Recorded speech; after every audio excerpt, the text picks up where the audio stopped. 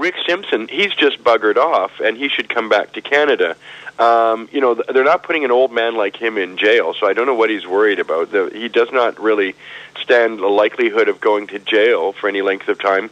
And if he was really growing things out for medical reasons, he should make that claim to the court. Mm-hmm. And, he should stop floating around Europe, and he should come back to Canada. And if you're going to be a hero, running away is not the way to be it. If you're going to be a hero, you've got to face up to what you've done and defend it honestly and straightforwardly, like I would plan to do. And then, you take what comes. And if you get martyred, that's worth it in the long run.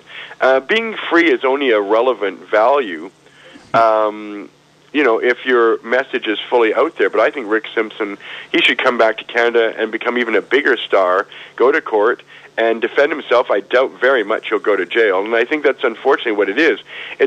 He's running away because he's afraid of jail. And if you're going to be a superstar in this industry, this business, this political activity, this kind of thing, then you cannot be afraid. You cannot have fear.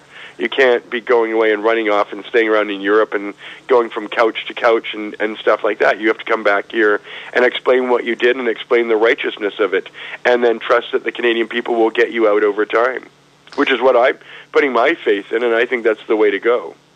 Right, and that's why I got a lot of respect for you, Mr. Marc Emery. And there's another thing I wanted to ask you about is what we're seeing going here locally, around here in Toronto. Recently, there was a Compassion Club, CALM, that was raided. And it's an excellent Compassion Club. It's been around 12 years. It's run by my friend Neve, an excellent fellow, who organizes the Toronto Freedom Festival, which I'll be at in a few days. And hopefully we'll have some great weather, and we can talk about CALM and get people to become more politically active. It looks like we're going to have an election here in 2 weeks, and this is a very important time to make sure people get out to vote against the Conservative government. They hate us. They hate the pot people. They're religious fundamentalists with a perverted view of how the Bible interprets cannabis. It's a wrong view.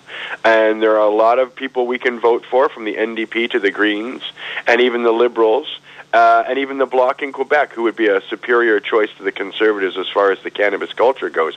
And as far as medical marijuana legislation goes, too, the NDP are more popular now than they've been in years, and I think that's an encouraging thing. We need to encourage people to vote for the NDP federally, and we need to encourage them to vote for the Green Party federally. My wife, Jody Emery, who will be at the Toronto Freedom Festival on Saturday, is a candidate for the Green Party in the federal election, and she's really pleased to be the policing critic for the BC Green Party, and she actually helps formulate a lot of the policy on cannabis here, and that's why we know the Green Party of Canada has a great cannabis policy. Almost all of their candidates favor full legalization and are willing to speak about it, which is really great.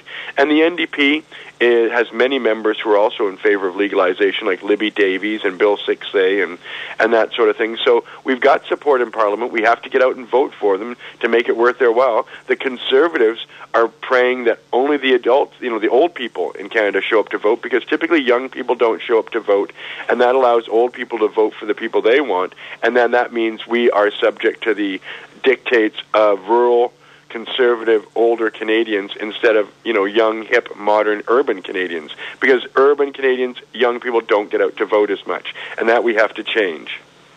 Yeah, definitely. And, with the, events going on, that's why, we hopefully get some people out to the Freedom Fest, and I every year I've been there, it's been, there's been thousands of people, so I'm sure there's going to be some people there this Saturday for the marijuana march, but actually a few blocks away from the station is Yonge Dundas Square, and last week there was actually a protest there, a 420 hash mob. And then there was some sort of incident that got in mainstream media because there was some sort of incident with a gun that happened there. Yeah, well, some gang member took a gun, but he was quickly subdued by the potheads, who are far more alert than people might give us credit for, and they disarmed that fellow in no time at all. But unfortunately, the media likes sensational things, and so they focused on the fact that some guy brought a gun to an otherwise peaceful, huge rally of several thousand people. So, but you know what? We didn't see much about the gun part out in Western Canada.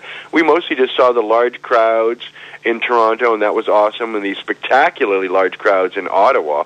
Parliament Hill, I've never seen it so filled with people out to celebrate the cannabis culture. That was a massive, large group of people there. It was impressive to see.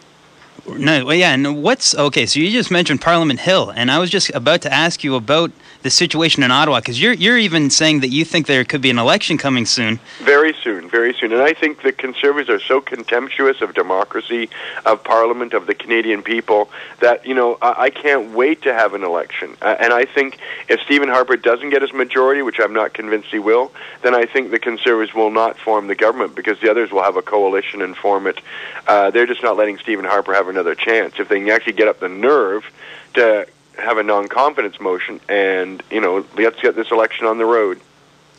Right, for sure. And the the situation here in Canada. I was about to ask you about, or I want to ask you about your experiences recently in Vancouver with the where you had the Winter Olympics, because there's a major event coming up here in Toronto. And the New World Order is coming to town for Toronto at the end of June for the G20 summit. Yeah. And I was wondering, with your experience in Vancouver in the Winter Olympics, do you have any recommendations for people here in Toronto about what will happen to the city, I guess, when these major events? Well, if I were going to protest the G20 or the G8, I would zero in on something specific. Outbursts of anger where you're coming with black flags and screaming for the cameras, even though that's a gratuitous, fun thing, is really counterproductive. I'm hoping the people who protest the G20 will protest the worldwide prohibition that we have, because that's something young people can really relate to. All these governments that are attending the G20 have prohibition policies in effect that jail people in their country, and that's what I think our people should emphasize if they're going to go out and protest. Is prohibition is in all these 20 countries. It soaks up billions of dollars in valuable funds. It's completely counterproductive. The more we enforce the drug war, the more crime and violence we have. And all these things are easy to explain to people and are factually based. So when we protest the G20 next month, I think we should focus in on the prohibition policies of those countries, because it's something young people can really relate to, something specific we can ask them to get rid of that will benefit everybody. That's a win-win thing, is to get rid of prohibition policies. Save money, increase civil liberties, increase the benefits to the people, free the weed. All those things would be great things to point out to the G20. For sure. And, we just got a question here sent in from a listener in Toronto. And it says, "Yo, Mark, do you have a favorite strain of Mary Jane?" I do. You never see it, though. It's called White Widow.